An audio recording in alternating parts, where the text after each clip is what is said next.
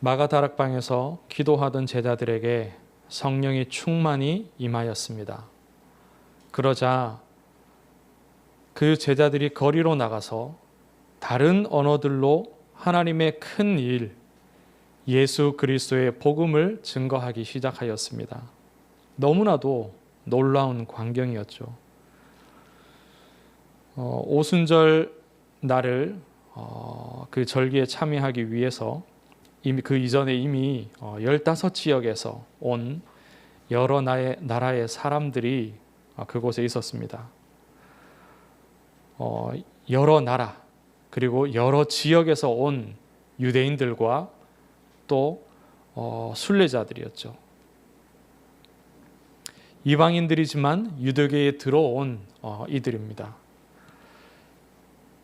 그들 각자가 속하여 있던 그 나라의 말들 또는 그 지역의 방언들을 이 마가다락방에 모여 있었던 제자들이 하고 있는 것입니다. 12절에 보면 다 놀라며 당황하여, 그들이 얼마나 놀랐는지를 성경이 기록하고 있습니다. 이러한 광경이 자기들의 지식과 경험으로 해석이 되지 않았죠.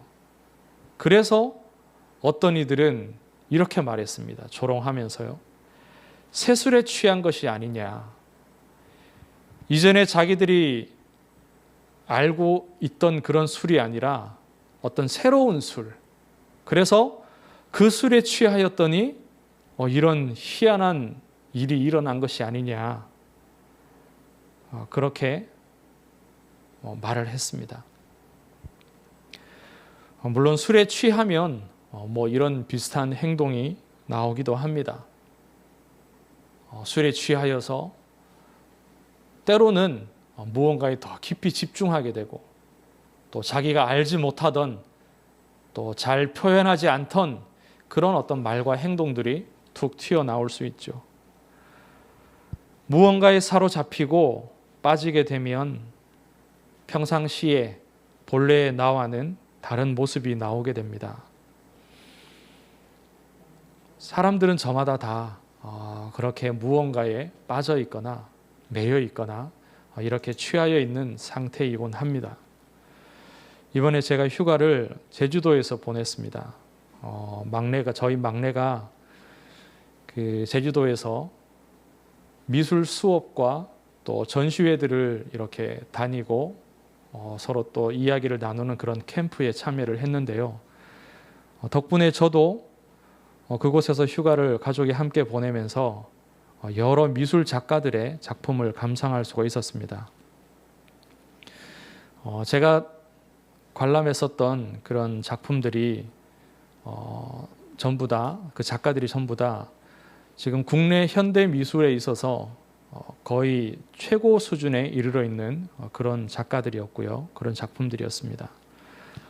작가들은 나름의 예술과 또 작가 정신을 가지고 그렇게 작품 활동을 해왔죠.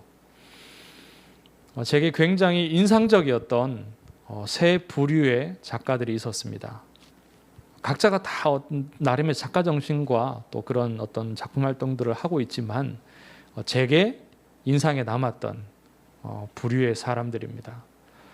첫째는 상처와 한을 바탕으로 작품 활동을 하는 작가였습니다. 원래는 순수 예술을 하던 사람이었고 또 그런 활동을 오래도록 해왔는데 어떤 일을 계기로 사회 활동, 그러한 참여를 계기로 이분의 그 스타일이 바뀌어진 거죠.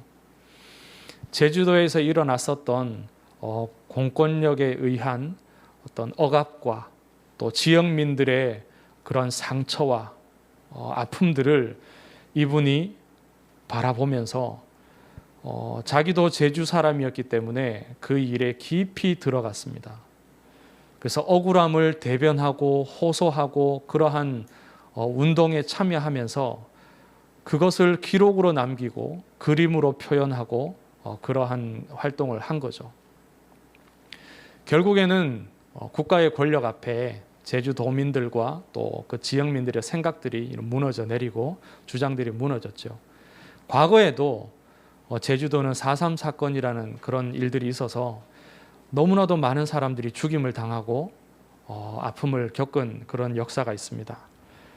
그래서 이분은 이제 자기 몸에 병이 오면서까지 작가 활동을 접어야 될 만큼 그런 병이 왔는데도 불구하고요, 불굴의 의지를 가지고서 그 상처와 한을 바탕으로 작품 활동에 매진을 하고 이번에 그런 전시회를 하는 것을 제가 보았습니다.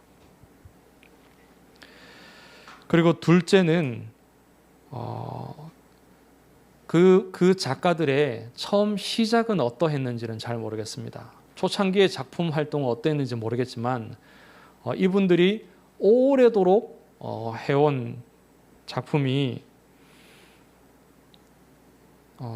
무언가를 이렇게 정밀하게 묘사하는 거예요.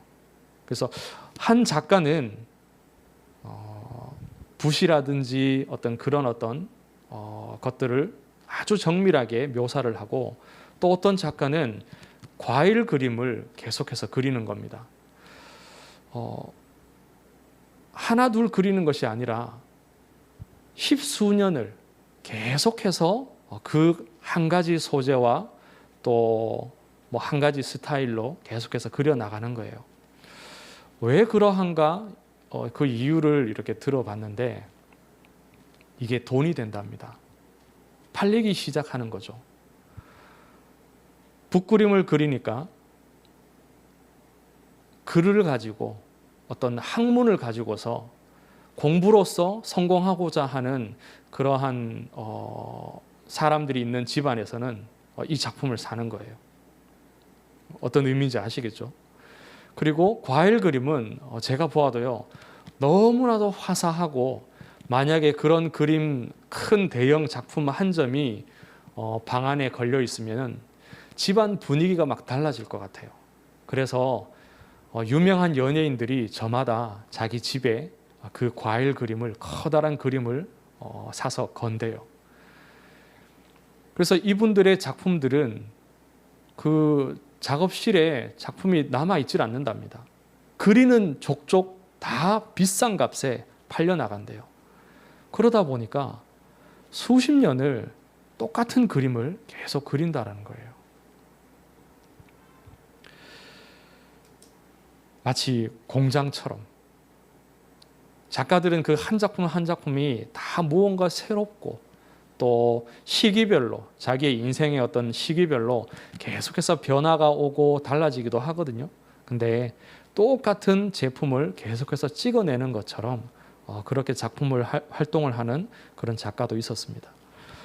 또 다른 나머지 한 부류는요, 이분은 한국 화단에서 자기 나름의 스타일을 이렇게 스타일을 만든 사람이고, 또 굉장히 대중적으로도 유명한 사람이에요.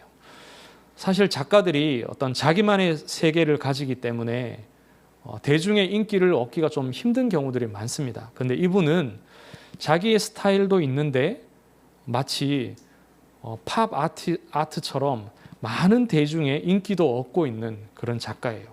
그래서 이미 뭐 어디 장소나 이름을 대면 알만한 그런 작품들을 많이 남긴 작가입니다.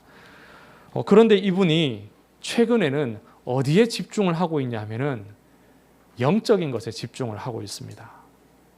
제주도에 일어났었던, 역사적으로 일어났었던 그런 수많은 아픔의 역사들을 이분은 영적인 작품 활동으로 바꾸어서 어떤 치유를 이야기를 하는 거죠.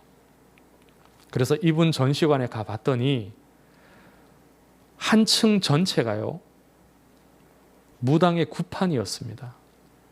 제사를 지낼 때 쓰여질 만한 그런 것들을 작품으로 다 남겨서 온 벽을 가득히 메웠고요. 또 한 공간 전체가 무속인들이 자기 신당을 차려놓은 것 같은 그런 공간으로 미술 작품들을 구성하여서 꾸며 놓았어요. 그리고 심지어는 그 안에 들어가서 절을 할 수 있는 어떤 그런 환경을 만들어 놓았습니다. 그것도 하나의 작품처럼 느껴지도록 만들었더라고요. 영적인 것들이 담겨 있는 작품이죠. 한 켠에 이렇게 쓰여져 있는 그런 글귀들을 보니까요, 무속인들이 할 만한 그런 말들, 그런 글귀들이 다 새겨져 있었습니다. 영적인 메시지를 던지는 작가죠. 첫째 작가는 그 사람을 움직이는 그런 동기가 정신입니다. 정신과 감정과 그런 것들이죠. 상처와 한에서 나온 거기 때문에, 고통에서 나온 거기 때문에. 둘째 부류의 작가는요, 돈과 인기와 명예, 그래서 더없이 육신적인 것이고 물질적인 것이 그 작가를 움직이는 동기가 되어진 겁니다. 셋째 부류의 작가는 영적인 것이 그 사람의 동기가 되어졌죠.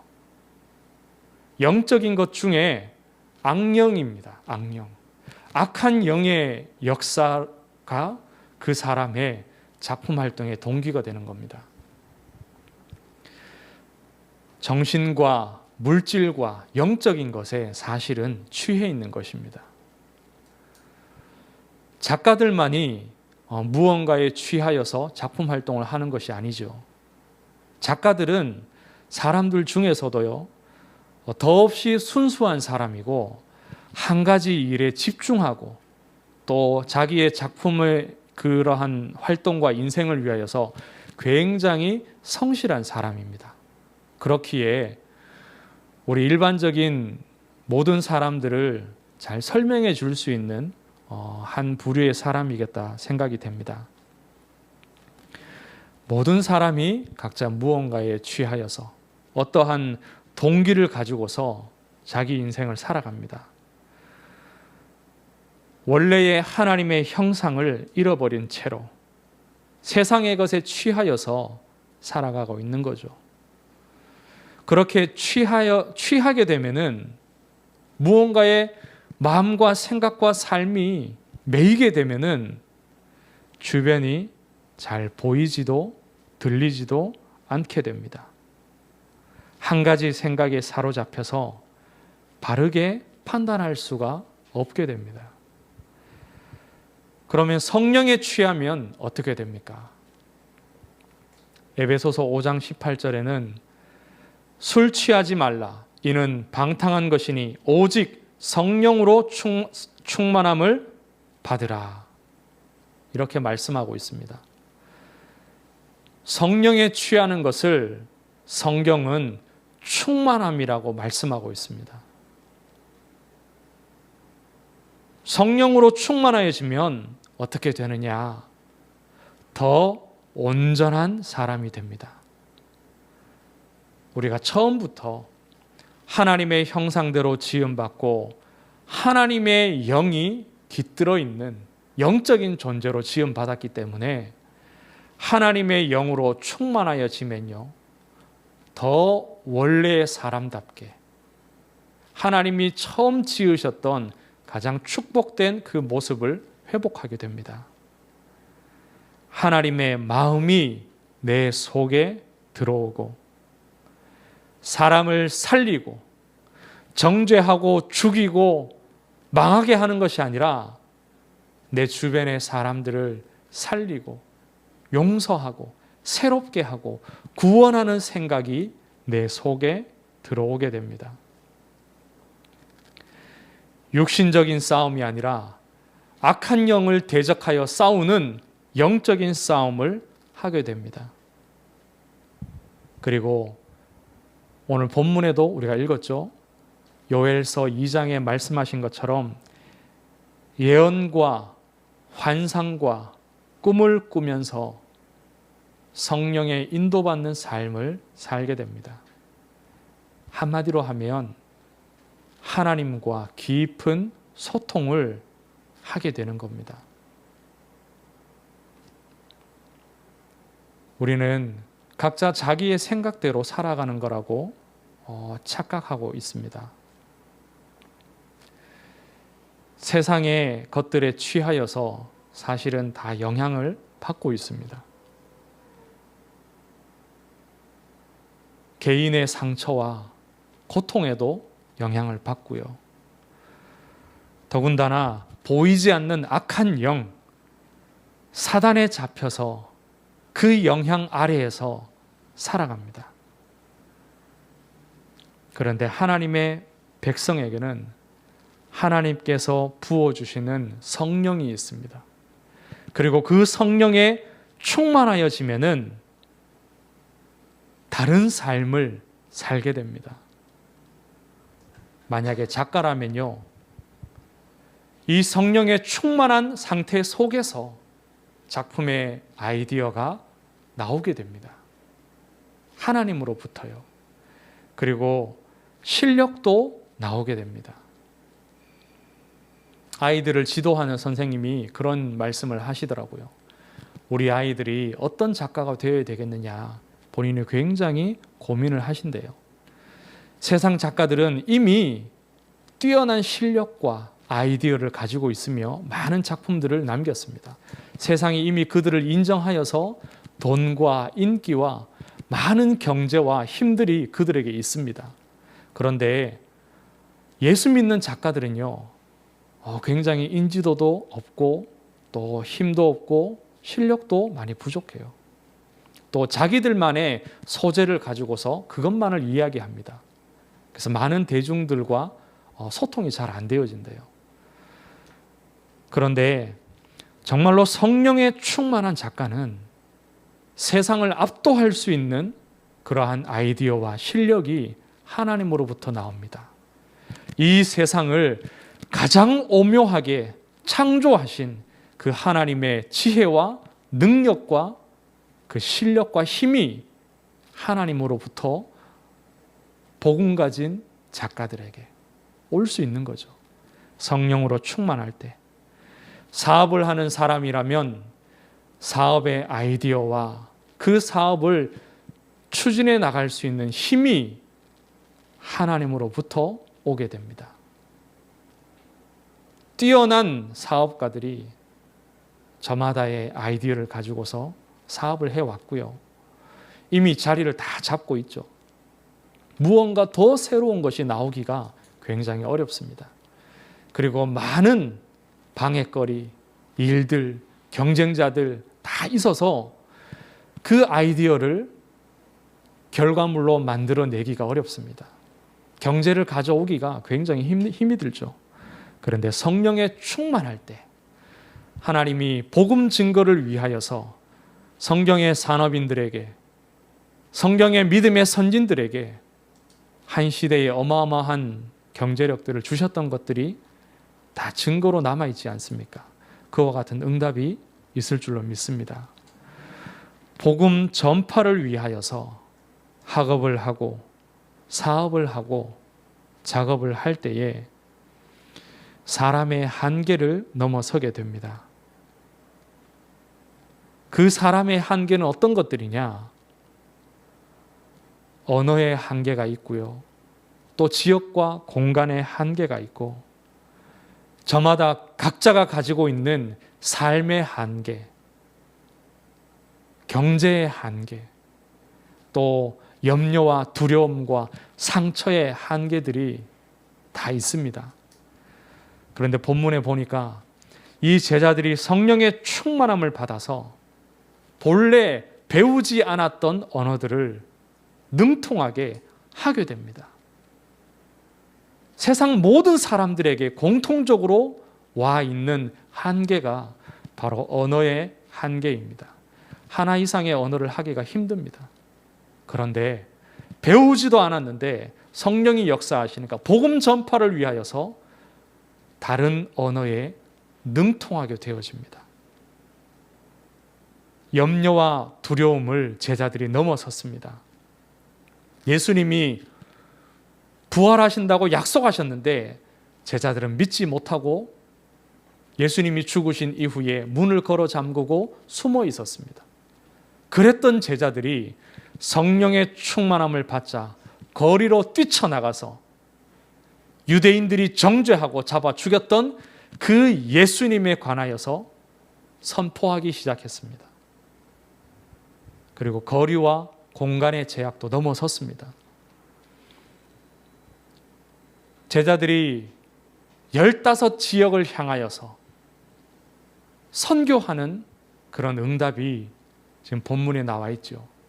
하나님이 때와 시간과 공간을 넘어서서 복음 전파를 위하여서 15나라에게서 15지역에서 유대인들, 순례자들을 모으셨습니다. 그들이 복음을 듣고 복음을 받은 자라면 돌아가서 자기 지역에서 이 그리스도 복음을 증거할 수 있도록 하나님이 만드신 겁니다.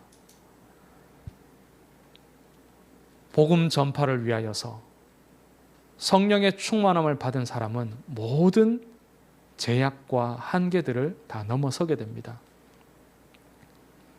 이전에 내가 살아오기를 지혜 없이 살아오고 실력이 모자라고 능력이 모자라고 돈이 없어도 하나님이 원하시면 성령이 충만하여지면 복음 전파를 위하여서 다 넘어서게 됩니다. 하나님이 사람을 만나게 하시고 하나님이 문을 열어주시고 하나님이 지혜 있게 하십니다. 심지어는 나이 든 사람들도 어린 렘넌트들 뿐만 아니라 나이 든 이들도 늙은 이들도 하나님은 꿈을 꾸게 하신다고 말씀하셨습니다. 젊은이들만 예언하고 환상을 보는 것이 아니라 늙은이들도 하나님의 말씀으로 충만하여지고 하나님이 허락하신 하나님이 이루게 하실 일들을 꿈꾸며 기도할 수 있게 만든다고 말씀하셨습니다. 사도행전에 놀라운 역사들이 하나님의 일들이 기록되어 있습니다. 이 시대에 우리 교회들이 받을 응답입니다. 시작하는 우리 교회도 마땅히 받을 응답입니다. 우리 개인들의 삶에도 일어나야 마땅한 역사들입니다. 그런데 그 시작이요, 사도행전 1장과 2장입니다. 사도행전 1장과 2장을 요약하자면 두 가지로 할 수 있습니다. 그 한 가지는 말씀과 기도입니다. 사도행전 1장에서 40일 동안 부활하신 예수님께서 제자들에게 하나님 나라의 일에 대하여서 그리스도의 복음에 대하여서 앞으로 보내실 성령의 역사에 대하여서 미리 말씀하셨고 제자들은 그 말씀을 붙잡고 10여일 동안 집중하여 기도하였습니다. 말씀과 기도를 먼저 하게 하시고 그리고 나서는 이제 성령의 충만함 속으로 들어가는 겁니다. 성령께서 임재하시되 제자들에게 충만히 임재하셨습니다. 그 이후에 사도행전 3장에서부터 계속하여서 놀라운 하나님의 전도와 선교의 역사가 일어났습니다. 귀신을 내어쫓고 사람들을 치유하며 왕들 앞에서 그리스도의 복음을 증거하였습니다. 아무도 이 복음의 역사를 막지 못하였습니다. 그 시작이 말씀과 기도에 집중하는 가운데 성령으로 충만하여지는 것입니다. 하나님이 이루실 놀라운 많은 일들에 앞서서 먼저 하나님의 말씀으로 충만하여지고 하나님이 기도하게 하시기를 바랍니다. 그래서 성령의 충만함을 먼저 받게 되기를 주의 이름으로 축원합니다. 하나님 아버지 은혜를 감사합니다. 초대교회 하나님의 전도자들에게 주셨던 이 응답을 우리 교회에 허락하여 주시옵소서. 풍성히 주시옵고 주의 모든 성도들에게 주시옵소서. 살아계신 예수 그리스도 이름으로 기도드리옵나이다. 아멘.